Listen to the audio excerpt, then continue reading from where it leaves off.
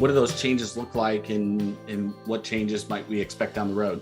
This last change, for many of the readers, appraisers included, believe that there were some significant changes. And maybe I'll talk about attic and crawl inspection for a second. But it really wasn't about that. This was more about cleanup.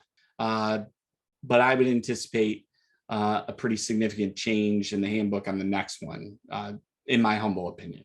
It seems to be the cycle of where things go. The changes that you saw in the most recent version of the handbook, again, this is the 15th version of it, is really about cleanup to language. I'll give you an example for appraisers, attic and crawl inspection specifically, Shannon. They removed the language around a head and shoulders inspection. Now, that is because it is regionalized, and attics, for example, look different and feel different across the country.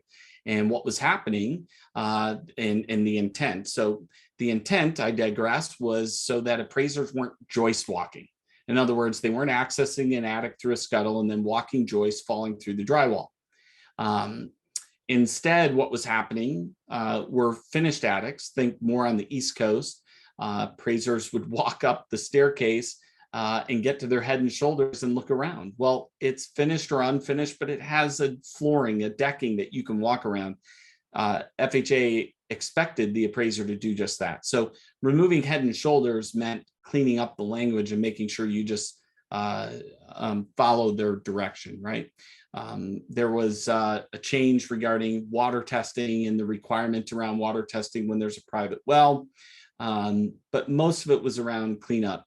I don't really know what the next set, but it does seem that FHA generally has a change that reflects cleanup language, and then the next one has some significant changes. And I suspect maybe some of it'll be around a completion report for repairs and or new construction, and maybe some other things that we might see.